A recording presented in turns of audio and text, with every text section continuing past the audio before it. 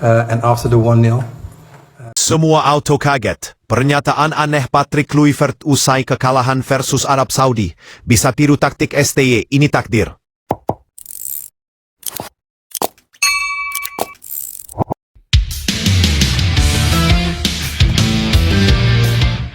Suasana publik sepak bola Indonesia kembali memanas setelah pelatih tim nasional, Timnas Patrick Kluivert mengeluarkan pernyataan maaf dan permintaan maaf kepada Ketua Umum PSSI, kepada para penggemar Timnas, dan kepada netizen atas kegagalannya menghadapi Arab Saudi dalam laga kualifikasi Piala Dunia 2026 dini hari tadi.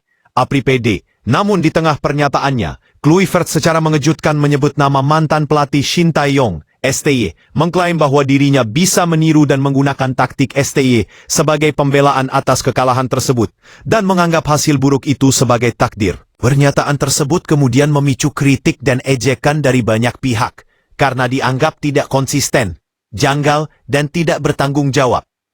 Berikut rangkuman dan analisis dari momen kontroversial tersebut serta tanggapan publik. Berikut latar laga dan kekalahan yang memicu gemuruh. Pertandingan Indonesia melawan Arab Saudi yang digelar dini hari tadi berakhir dengan skor 2-3 untuk kemenangan tuan rumah. Indonesia sempat unggul lebih dahulu lewat penalti yang dieksekusi Kevin Dix. Namun Arab Saudi mampu membalikan keadaan lewat gol penalti dan tambahan gol setelah babak kedua. Detik.com +1. Kekalahan ini semakin menyakitkan bagi publik Indonesia karena tim Garuda sempat menunjukkan performa menjanjikan di babak pertama. Namun, konsistensi dan pertahanan rapuh membuat momentum buyar. Antara News +1. Setelah laga usai, Kluivert hadir dalam konferensi pers dan menyampaikan pernyataan yang kini menjadi viral di media sosial dan media olahraga. Permintaan maaf yang khas Kluivert.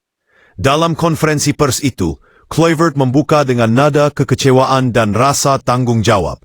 Ia menyatakan, "Saya ingin menyampaikan permintaan maaf kepada Ketua Umum PSSI, kepada supporter Indonesia, dan juga kepada netizen yang selama ini mendukung kami. Hasil ini jauh dari harapan. Pernyataan maaf seperti ini sejatinya wajar dalam dunia pelatih setelah kekalahan besar. Namun yang menarik atau memancing keraguan adalah kelanjutan dari pernyataannya.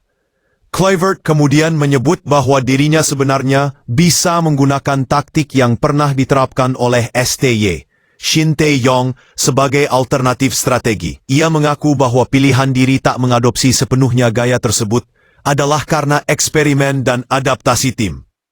Dengan ekspresi yang tampak agak malu atau menahan malu, Kluivert menambahkan bahwa kekalahan itu bisa dianggap sebagai takdir. Secara tidak langsung, Kluivert mencoba tampil fleksibel. Saya bisa meniru STY, sekaligus memberikan alasan metafisik, ini takdir, atas kegagalannya. Kombinasi itu membuat pernyataannya dibaca sebagai kurang tegas dan cenderung mengalihkan tanggung jawab.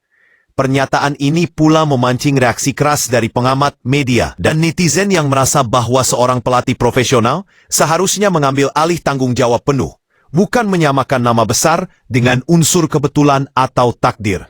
Reaksi publik antara kecewa, cemooh, dan sindiran. Sejak pernyataannya tersebar, reaksi publik membanjir. Banyak netizen mengungkit era kepelatihan STY, menyatakan bahwa hadirnya Kluivert seharusnya menjanjikan sesuatu yang lebih baik, bukan malah meniru taktik lama sambil menyalahkan nasib. Beberapa komentar publik antara lain, kok kesannya dia malu-malu bilang bisa tiru STY, padahal seharusnya dia punya strategi sendiri. Taktik STY memang punya catatan solid, tapi meniru bukan berarti langsung sukses. Takdir, pelatih profesional nggak bisa lepas tangan dengan takdir begitu saja. Salah satu media olahraga juga menyoroti eksperimen taktik Kluivert, misalnya memakai formasi 4-2-3-1. Ternyata berbeda dari kebiasaan Indonesia memakai skema 3 back, termasuk di era STY. Detik.com +2detik.com, salah satu media menyebut bahwa pendekatan formasi baru itu belum matang dan pemain belum adaptasi. Sehingga saat lawan yang punya serangan kuat seperti Arab Saudi, celah pertahanan pun mudah ditembus. Detik.com. Netizen juga tidak lupa menyoroti dibandingannya dengan STY. Ada yang mengingat bahwa di era STY, Timnas Indonesia tidak pernah menelan kekalahan melawan Arab Saudi. Mereka pernah menahan imbang tandang dan menang di kandang. Detik.com. Maka, tudingan bahwa Kluivert bisa tiru STY dianggap sebagai pernyataan defensif yang tak alami. H2, kritik terhadap gaya komunikasi, tidak proporsional dan terlalu abstrak. Banyak pengamat menilai bahwa cara Kluivert berkomunikasi dalam pernyataan itu menunjukkan kelemahan manajerial dan diplomasi. Alih-alih memberi analisis strategi yang jelas dan rencana perbaikan konkret, ia memilih elemen takdir sebagai bantalan jika dikritik. Elulpan, beberapa kritik spesifik. Oli, kurang tegas. Seorang pelatih besar seharusnya memiliki narasi pengakuan kesalahan yang tegas dan langkah evaluasi yang konkret, bukan menyamakan dirinya dengan mantan pelatih dan menyalahkan takdir. Bantang Banto menyebut bahwa bisa tiru Stay dapat ditafsirkan bahwa kegagalan disebabkan karena ia memilih strategi berbeda. Itu seperti menyalahkan pilihan sendiri dan menyalahkan pula bahwa tim belum adaptasi. Eksperimen yang tak terukur. Itu harus diuji dalam uji coba atau pertandingan persahabatan terlebih dahulu, bukan langsung di laga penting kualifikasi. Kurangnya rencana kontingensi.